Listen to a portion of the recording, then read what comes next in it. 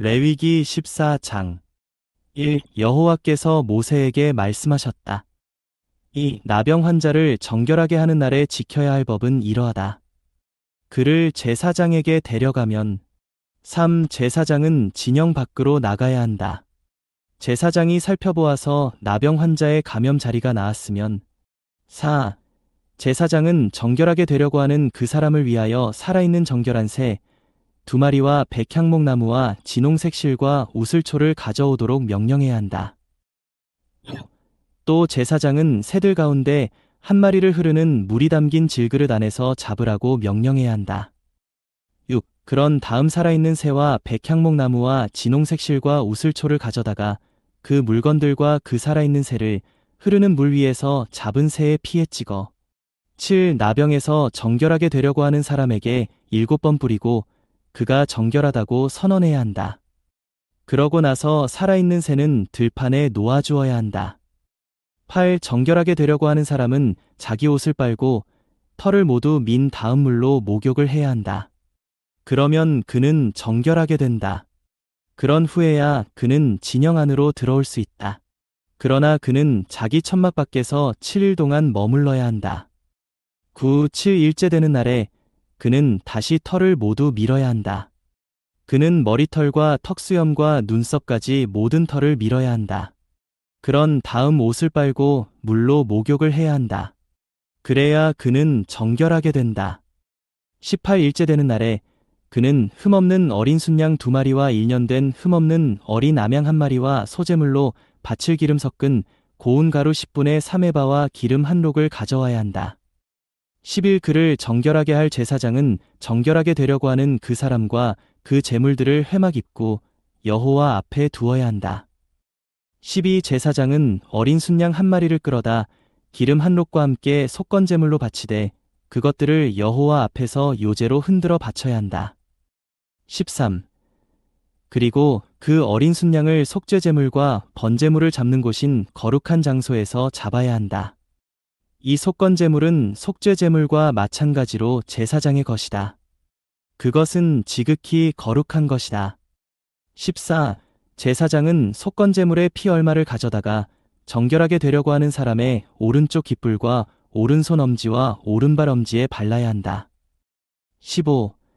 그런 다음 제사장은 기름 1록에서 얼마를 가져다가 자기엔 손바닥에 붓고 16. 자기엔 손바닥에 있는 기름을 오른쪽 손가락으로 찍어 그 손가락으로 그 기름을 여호와 앞에서 7번 뿌려야 한다. 17.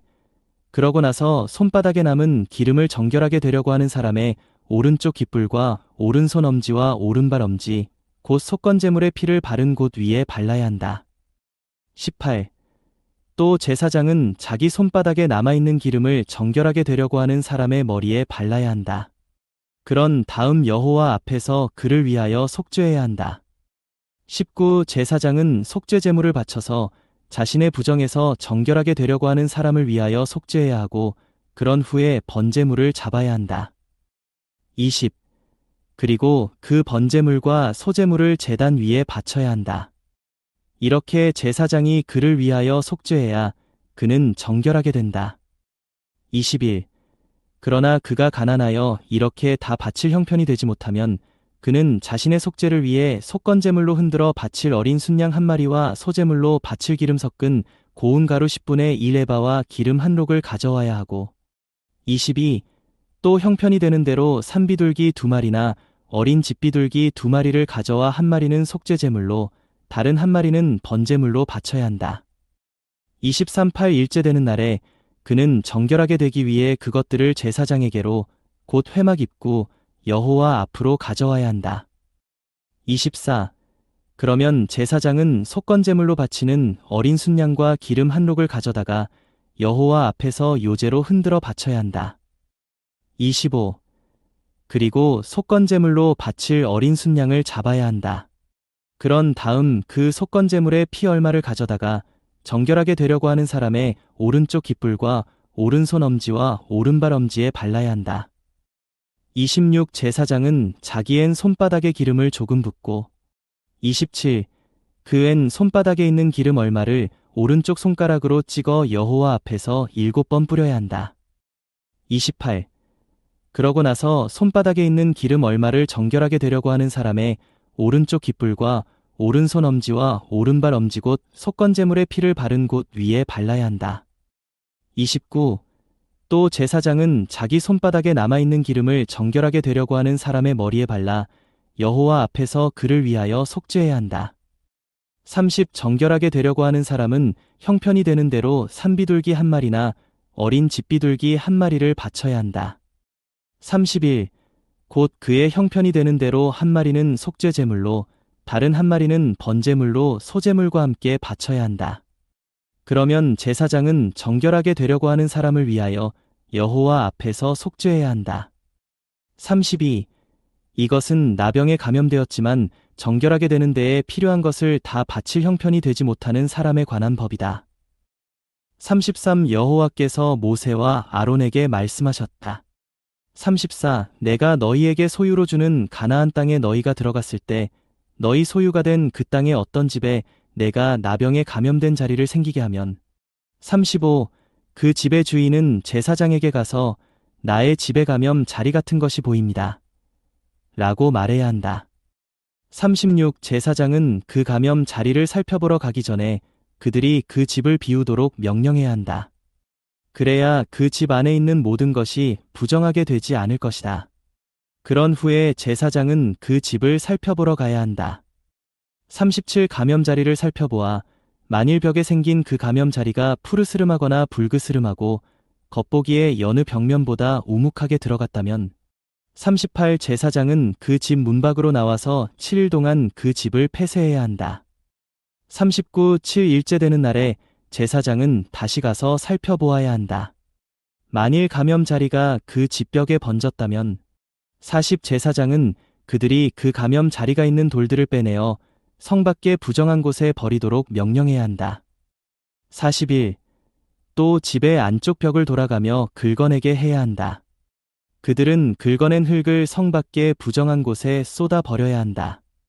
42. 그들이 다른 돌들을 가져다가 빼낸 돌들이 있던 자리에 채워 넣으면 그는 다른 흙을 가져다가 그 집에 발라야 한다.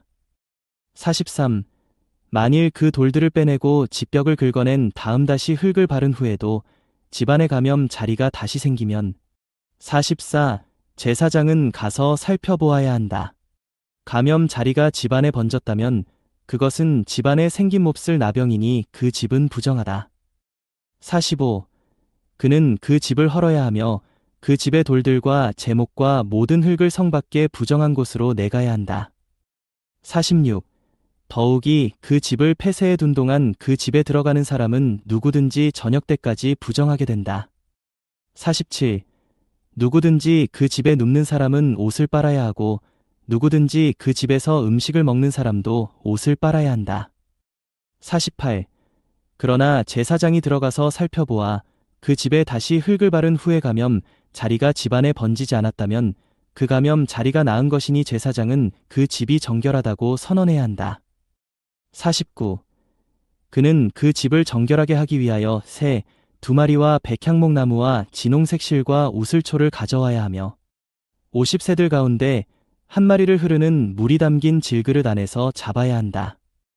51.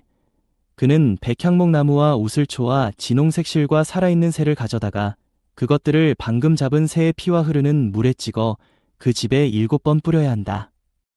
52. 그리고 새의 피와 흐르는 물과 살아있는 새와 백향목 나무와 우슬초와 진홍색 실로 그 집을 정결하게 한 후에는 53. 살아있는 새를 성 밖의 들판에 놓아주어야 한다. 이렇게 그 집을 위하여 속죄해야 그 집이 정결하게 된다. 54. 이것은 나병이든 온갖 감염 자리와 백선. 55. 외복과 집에 생기는 나병.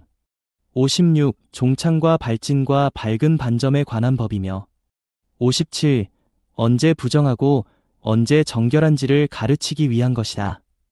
이것이 나병에 관한 법이다. 마가복음 3장 1. 예수님께서 다시 회당에 들어가시니 거기에 한쪽 손이 오그라든 사람이 있었다. 이 사람들이 예수님을 고발하려고 예수님께서 안식일에 그 사람을 고치시는지 자세히 지켜보고 있었다. 3. 예수님께서 손이 오그라든 사람에게 일어나 한가운데 서십시오 라고 하신 후 4. 그들에게 안식일에 선을 행하는 것과 악을 행하는 것, 생명을 구하는 것과 죽이는 것 중에 어느 것이 합당합니까? 라고 하시니 그들이 잠잠하였다. 예수님께서 노하시어 그들을 둘러보시고 그들의 마음이 굳어진 것을 매우 슬퍼하시며 그 사람에게 그대의 손을 펴십시오 라고 하시니 그가 펴자 손이 회복되었다. 6. 그러자 바리새인들은 나가서 즉시 헤롯 당원들과 함께 어떻게 예수님을 죽일까 하고 모의하였다. 7. 예수님께서 제자들과 함께 물러나시어 바닷가로 가시니 갈릴리에서 온 수많은 사람이 뒤따랐다. 또한 유대와 8. 예루살렘과 이두메와 요단강 건너편과 두로와 시돈 근방에서 수많은 사람이 예수님께서 행하신 것을 듣고 몰려왔다. 9. 예수님께서 무리가 자기에게 밀려드는 것을 피하시려고 제자들에게 작은 배 한 척을 준비해 두라고 말씀하셨다. 10. 왜냐하면 예수님께서 많은 사람을 고쳐주셨으므로 병고를 겪고 있는 사람들이 다 그분을 만지려고 밀어닥쳤기 때문이다. 11. 더러운 영들도 예수님을 보면 그 앞에 엎드려 예수님은 하나님의 아들이십니다. 라고 하며 소리를 지르니 12. 예수님께서 그분 자신을 알리지 말라고 더러운 영들을 여러 번 꾸짖으셨다. 13. 예수님께서 산에 오르시어 그분께서 원하시는 사람들을 부르시니 그들이 나아왔다. 14. 예수님께서 12를 세우시고 사도라 하셨는데 이것은 그들을 그분과 함께 있게 하시고 또 보내시어 말씀을 전파하게 하시고 15. 귀신들을 쫓아내는 권위를 갖게 하시려는 것이었다. 16. 예수님께서 세우신 12은 베드로라는 이름이 더해진 시몬과 17. 천둥의 아들들을 뜻하는 보아너게라는 이름이 더해진 세베대의 아들 야고보와 그의 형제 요한. 18. 그리고 안드레와 빌립과 바돌로메와 마테와 도마와 알페오의 아들 야고보와 다데오와 열성당원 시몬과 19. 예수님을 배반한 가룟 유다였다. 20. 예수님께서 집에 들어가시니 다시 무리가 모여들어 예수님의 일행은 식사조차 할 수 없었다. 21. 예수님의 친척들이 소문을 듣고 그분을 붙잡으려고 나섰는데 왜냐하면 그들이 그가 미쳤습니다. 라고 말하였기 때문이다. 22. 예루살렘에서 내려온 율법학자들이 예수가 바알세불에게 사로잡혀서 귀신들의 왕을 힘입어 귀신들을 쫓아냅니다. 라고 말하였다. 23. 예수님께서 그들을 부르셔서 비유로 말씀하셨다. 어찌 사탄이 사탄을 쫓아낼 수 있겠습니까? 24. 한 왕국이 서로 싸워 갈라지면 그 왕국은 설 수 없고 25. 한 집이 서로 싸워 갈라지면 그 집은 설 수 없으며 26. 사탄도 자기를 거슬러 일어나 갈라진다면 설 수 없고 망하게 됩니다. 27. 강한 자를 먼저 결박하지 않고는 아무도 그의 집에 들어가 살림살이를 강탈할 수 없으니 결박한 후에야 그의 집을 강탈할 수 있습니다. 28. 내가 진실로 여러분에게 말합니다. 사람의 모든 죄들과 모독도 다 용서받을 것이지만 29. 누구든지 성령을 거슬러 모독하면 영원히 용서받지 못하게 되고 영원한 죄를 짓게 되는 것입니다. 30. 이렇게 말씀하신 것은 예수님께서 더러운 영에 사로잡히셨다고 그들이 말하였기 때문이다. 31. 그때에 예수님의 어머니와 형제들이 찾아와 밖에 서서 사람을 보내어 그분을 불렀다. 32. 무리가 예수님 주위에 앉아 있다가 보십시오. 선생님의 어머니와 형제들과 누이들이 밖에서 선생님을 찾고 있습니다. 라고 하자. 33. 예수님께서 누가 나의 어머니이며 나의 형제들입니까? 라고 하시고 34. 자기 주위에 둥글게 앉은 사람들을 둘러보시며 말씀하셨다. 보십시오. 나의 어머니이며 나의 형제들입니다. 35. 누구든지 하나님의 뜻을 행하는 그 사람이 나의 형제이고 누이이며 어머니입니다.